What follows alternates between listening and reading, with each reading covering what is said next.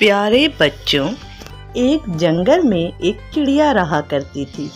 वो बहुत प्यारी सी थी और उसको अपनी इस खूबसूरती का बहुत एहसास था। वो हर वक्त अपनी खूबसूरती पर घमंड करती थी। उसका नाम पोमी था। पोमी अपनी बहनों से भी ज़्यादा बातचीत नहीं किया करती थी, क्योंकि उसकी बहनें उसकी तरह प्यारी नहीं थीं। हत्ता कि वो अपने मम्मी पापा से भी ज़्यादा बातें नहीं किया करती थी। उसकी स्कूल में भी सिर्फ 3 लड़कियों से दोस्ती थी, जो कि उसकी तरह बहुत प्यारी प्यारी थीं, और वो सब मिलकर क्लास में बाकी बच्चियों का मजाक उड़ाया करती थीं। पोमी की मम्मी हर वक्त उसे समझाया करती थीं कि बेटा पोमी, इस तरह अपने ऊपर घमंड करना अच्छी बात नहीं है। शक्ल और सूरत तो अल्लाह की देन है। वो जिसे चाहे बहुत प्यारा बना दे और जिसे चाहे थोड़ा कम प्यारा बना दे। इसमें तुम्हारा तो कोई हाथ नहीं है। फिर तुम क्यों इतना करती हो अपनी खूबसूरती को लेकर, और बाकी सबका दिल क्यों दुखाती हो? मम्मी प्लीज, हर वक्त मुझे आप लेक्चर ना दिया करें। अब अल्लाह ने मुझे अच्छी सूरत दी है तो मैं उस पर क्यों ना इतराऊं। आप प्लीज मुझसे इतनी बातें ना किया करें। मुझे अच्छा नहीं लगता है आप लोगों से इतना ज्यादा घुलना मिलना। पोमी की मम्मी बेचारी उदास सी वहाँ से हट गई। पोमी की बहनों ने अपनी मम्मी को समझाया, मम्मी आप मत बात किया करें पोमी से, छोड़ दें उसे उसके हाल पर। एक दिन पोमी को शौक हुआ, मैं दुल्हन बनकर कैसी लगूंगी। चलो मैं तैयार होती हूँ और दुल्हन बनकर देखती हूँ कि मैं कैसी लग रही हूँ। ये कहकर उसने अपनी मम्मी का रेड दुपट्टा ओढ़ा और खूब दुल्हन की तरह तैयार होकर बैठ गई। उसे अपना आप बहुत प्यारा लग रहा था। थोड़ी देर अपने आप को हर तरफ से देखने के बाद उसने दुपट्टा उतारा और सोचने लगी, बाहर बहुत अच्छा मौसम हो रहा है। चलो मैं चलकर वॉक करती हूँ थोड़ी देर और मौसम को एंजॉय करती हूँ।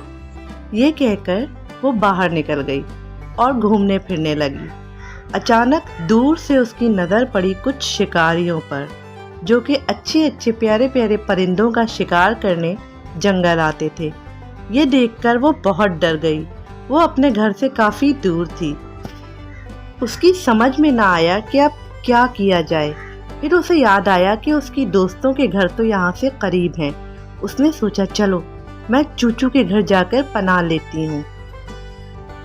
पोमी चूचू के घर पहुंचकर जोर से चूचू को आवाजें देने लगी, चूचू चूचू प्लीज दरवाजा खोलो, मैं बहुत मुश्किल में हूँ। बाहर कुछ शिकारी परिंदों को पकड़ने आए हैं। प्लीज मुझे कहीं छुपा लो। अरे यार पोमी, मैं तो इस वक्त सो रही हूँ। प्लीज तुम मुझे डिस्टर्ब नहीं करो। अगर मैं उठकर बाहर आई और दरवाजा खोला तो मेरी मामा मुझे बहुत डांटेंगी, क्योंकि वो समझेंगी मैं तुम्हारे साथ खेलने जा रही हूँ। प्लीज तुम यहाँ से थोड़ी दूर और कहीं चली जाओ। चूचू ने अंदर से आवाज लगाई और सो गई। पोमी बेचारी बहुत परेशान हुई। फिर उसने सोचा, चलो मोनू के घर चलती हूँ। वो भागकर मोनू के घर पहुंची और जोर जोर से दरवाजा खटखटाया। मोनू प्लीज दरवाजा खोलो, मैं बहुत मुश्किल में हूँ। बाहर कुछ शिकारी खड़े हुए हैं और वो मुझे पकड़ना चाहते हैं। प्लीज जल्दी से दरवाजा खोल दो। अरे यार पोमी, मैं तो इस वक्त मिल्क पी रही हूँ। ये मेरा मिल्क पीने का टाइम है और मैं बिल्कुल अपनी जगह से नहीं उठ सकती, वरना मेरी मामा मुझे बहुत डांटेंगी। तुम प्लीज कहीं और चली जाओ मदद के लिए। अंदर से मोनू की आवाज आई। पोमी बहुत परेशान हो गई, क्योंकि अब उसके पास ज़्यादा वक्त नहीं था। शिकारी उसके सर पर पहुंचने वाले थे। वो जल्दी से अपनी तीसरी दोस्त नोनी के घर पहुंच गई। नोनी नोनी प्लीज दरवाजा खोलो, मैं बहुत मुश्किल में हूँ। बाहर कुछ शिकारी खड़े हैं और वो मुझे पकड़ना चाहते हैं। प्लीज जल्दी से दरवाजा खोलो। अरे यार पोमी, ये कोई टाइम है तुम्हारा आने का? ये वक्त तो मेरी स्टडीज का है।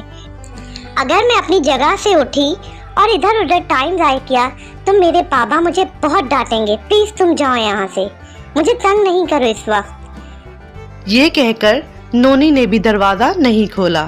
पोमी को बहुत अफसोस हुआ। ये उसकी बेहतरीन सहेलियाँ थीं, जिन पर वो हर वक्त फख्र करती थी और जिनके लिए वो अपने बहन भाई हत्ता के मम्मी पापा से भी लड़ती रहती थी। अब उसके पास ज़्यादा टाइम नहीं बचा था, क्योंकि शिकारी उसे नज़र आ रहे थे जो उसके करीब ही आ रहे थे। उसने आसपास देखा, उसे एक काले कलर के पेंट का डब्बा नज़र आया। उसके पास और कोई रास्ता ना बचा था कि अपने आप को उस काले रंग में डुबो दे। उसने यही किया। पोमी ने जल्दी से पेंट के डब्बे में छलांग लगा दी और अपने आप को पूरी तरह पेंट में डुबो दिया। अब वो ब्लैक कलर की हो चुकी थी। पोमी अब आराम से बाहर निकल आई और सामने दरख्त पर बैठ गई। शिकारी उसके करीब आए। उन्होंने देखा, अरे ये तो बहुत ही गंदे से ब्लैक कलर की है, इसको क्या पकड़ें, इसको छोड़ो, आगे चलते हैं। ये कहकर वो आगे बढ़ गए। पोमी की आंखों में आंसू आ गए और वो अल्लाह का शुक्र अदा करने लगी। वो जल्दी से उड़ते हुए अपने घर की तरफ गई। पोमी अपने घर जाकर अपने मम्मी पापा और बहन भाइयों के सामने रोने लगी। उसने उन सब से माफ़ी मांगी और उन्हें पूरा वाक़या बताया। पोमी के मम्मी पापा और बहन भाइयों ने उसे गले लगाकर तसल्ली दी और कहा कि बहुत जल्द तुम्हारा ये ब्लैक कलर साफ हो जाएगा और तुम पहले की तरह प्यारी हो जाओगी। नहीं, अब मुझे प्यारा नहीं होना, मैं ऐसे ही ठीक हूँ। मैंने समझ लिया है, अल्लाह ताला किसी को भी बेमकसद नहीं बनाते। वो जिसको जिस तरह बनाते हैं उसका कोई ना कोई मकसद होता है और वो कारआमद होता है। सिर्फ खूबसूरती ही सब कुछ नहीं होती। मैंने ये बात समझ ली है और अब मैं अपने हाल में खुश हूँ। और मैंने ये भी समझ लिया है कि मेरे सबसे बेहतरीन दोस्त मेरे मम्मी पापा और मेरे बहन भाई हैं। अब मैं कभी किसी के लिए भी आप लोगों से नहीं लड़ूंगी। मुझे माफ कर दें। पोमी के मम्मी पापा और बहन भाइयों ने उसे गले लगाकर माफ कर दिया और वो सब हंसी खुशी रहने लगे। प्यारे बच्चों, एक दफ़ा का जिक्र है। एक गांव में एक गरीब बच्चा टीपू अपनी माँ के साथ रहा करता था। उसके वालिद का इंतकाल जब वो बहुत छोटा था तभी हो गया था। टीपू और उसकी माँ का गुजर बसर बहुत मुश्किलों से होता था। कभी कभी तो ऐसा होता था कि उनके पास खाने के लिए बिल्कुल ही पैसे ना होते थे और वो 2-2, 3-3 वक्त भूखे रहकर गुजारते थे। बेटा टीपू, अब घर में खाने के लिए कुछ भी नहीं है और ना ही हमारे पास थोड़े से भी पैसे हैं। बस ये एक बकरी बची है। तुम ऐसा करो, इस बकरी को बाजार लेकर जाओ और इसके दाम लगवाओ। अगर तुम्हें मुनासिब पैसे मिल जाएं तो हमारे लिए कुछ दिनों का खाने पीने का इंतज़ाम हो जाएगा। ठीक है माँ जी, ले जाता हूँ, मगर मुझे बकरी बेचना तो नहीं आता। मैं क्या कहूँगा लोगों से? मेरे बच्चे, बस तुम बताना लोगों से कि मेरे पास खाने को बिल्कुल पैसे नहीं हैं। आप इस बकरी के मुनासिब दाम लगाइए और इसे ले जाइए ताकि हमारे लिए भी खाने पीने का इंतज़ाम हो जाए। टीपू बकरी को बाजार ले जाता है और एक जगह जाकर खड़ा हो जाता है। कुछ देर के बाद एक शख्स उसके पास आता है और उससे पूछता है, कितने में दे रहे हो ये बकरी? साहब, आप मुनासिब कीमत लगाएं और इस बकरी को ले जाएं। मेरे पास तो ये अमरूद के बीज हैं। तुम कहो तो मैं ये तुम्हें दे दूं और इसके बदले तुम मुझे बकरी दे दो। टीपू छोटा था और खड़े खड़े थक भी गया था। उसे कुछ समझ ना आया और उसने ये कीमत मंजूर कर ली। वो अमरूद के बीज लेकर घर आ गया और अपनी माँ को खुशी खुशी दिखाने लगा। माँ ये बीज देखकर गुस्से में आ गई और चिल्लाने लगी, ये क्या उठा कर ले आए हो? अब क्या अब हम ये खाएंगे या इससे हम क्या खरीदेंगे? जाओ, तुम ही खाओ ये। कहकर उसने सारे बीज बाहर सहन में फेंक दिए। टीपू बेचारा वहीं रोते रोते सो गया। सुबह उठा और बाहर आया तो क्या देखता है, एक बड़ा सा अमरूद का दरख्त लगा हुआ था। वो खुशी खुशी दौड़कर अंदर गया और अपनी माँ को बुलाकर लाया और कहने लगा, ये देखे माँ जी, कितने अच्छे बीज थे। रातों रात इतना बड़ा दरख्त लग गया और इसमें कितने सारे अमरूद भी लगे हुए हैं। अब हम ये अमरूद तोड़ तोड़ कर खाएंगे। उसकी माँ भी इतना बड़ा अमरूद का दरख्त देखकर हैरान रह गई और सोचने लगी ऐसा कैसे हो सकता है कि रातों रात चंद अमरूद के बीच से इतना बड़ा दरख्त निकल गया। टीपू जल्दी से ऊपर दरख्त पर चढ़ने लगा ताकि अमरूद तोड़ सके। जब वो ऊपर दरख्त के पहुंचा तो क्या देखता है, दरख्त के बिल्कुल ऊपर एक खूबसूरत सा घर बना हुआ था। वो डरते डरते घर के अंदर दाखिल होता है। घर अंदर से बहुत खूबसूरत था। वो घर के अंदर चारों तरफ घूम फिर कर देखने लगता है।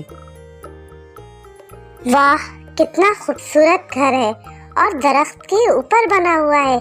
मैं नीचे जाकर माँ जी को भी ऊपर लेकर आता हूँ। ये कहकर वो वापस पलटने लगता है तो उसे एक खूबसूरत सी लड़की नजर आती है। वो लड़की इसके पास आती है और पूछती है कि तुम कौन हो और यहाँ क्या कर रहे हो। टीपू उस लड़की को देखकर डर जाता है, मगर फिर वो जल्दी से उसे बताता है कि मैं नीचे घर में रहता हूँ और ऊपर दरख्त पर अमरूद तोड़ने आया था तो ये घर देखा।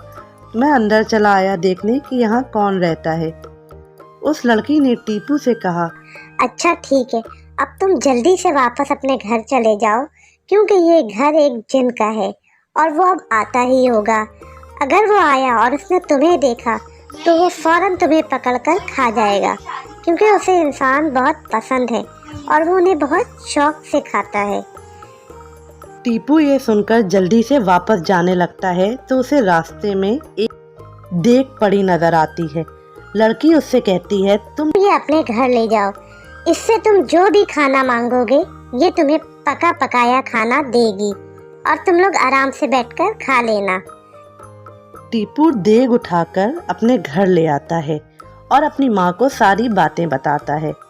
फिर वो दोनों बैठकर देग से कुछ खाने मांगते हैं और ये क्या, थोड़ी ही देर में रंगारंग खाने उनके सामने मौजूद होते हैं। वो दोनों माँ बेटा बहुत खुश होते हैं और खुशी खुशी सारे खाने खा लेते हैं।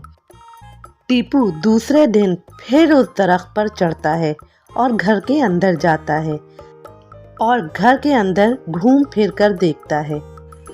तुम फिर आ गए, मैंने तुम्हें मना किया था यहाँ मत आना, ये घर एक जिन का घर है। जाओ जल्दी से भाग जाओ, वो आने वाला है। मैं तुम्हारी हमदर्द हूँ, इसीलिए चाह रही हूँ कि जिन तुम्हें कुछ ना कहे। और हाँ, ये जाते हुए ढोल ले जाना, इसको बजाकर तुम जितने पैसे इससे मांगोगे ये तुम्हें देगा, मगर अब दोबारा यहाँ नहीं आना, वरना तुम्हारी जान को खतरा है। टीपू ढोल लेकर अपने घर में आ जाता है और फिर अपनी माँ को दिखाते हुए सारी बातें बताता है। वो दोनों माँ बेटा बैठकर ढोल बजाकर उससे कुछ पैसे मांगते हैं तो बहुत सारे पैसे उनके सामने पड़े होते हैं। दोनों माँ बेटा बहुत खुश होते हैं और कहते हैं अब हमारी ज़िंदगी आराम से गुजरेगी। तीसरे दिन दोपहर में फिर टीपू ऊपर दरख्त पर चढ़ जाता है और घर के अंदर जाता है। जैसे ही वो घर में दाखिल होता है देखता है एक बड़ा सा जिन सामने बैठा हुआ है। वो जिन टीपू को देखकर चिल्लाने लगता है, अच्छा तो वो तू है जो रोज मेरी चीजें चोरी करके ले जाता है, आज तो मैं तुझे पकड़कर खाऊंगा। ये कहकर जिन टीपू की तरफ बढ़ा। एक लम्हे को टीपू की नजरों के सामने अंधेरा छा गया, मगर दूसरे ही पल उसने दरख्त से छलांग लगा दी। आसपास देखने पर उसे एक कुल्हाड़ी नजर आई। तेजी से वो कुल्हाड़ी उठाकर उसने उस दरख्त को काटना शुरू कर दिया। जिन ऊपर खड़ा चिल्लाता रहा। जैसे ही दरख्त नीचे गिरा वो घर, जिन, वो लड़की सब गायब हो गए थे। मगर टीपू की जिंदगी भी बदल चुकी थी।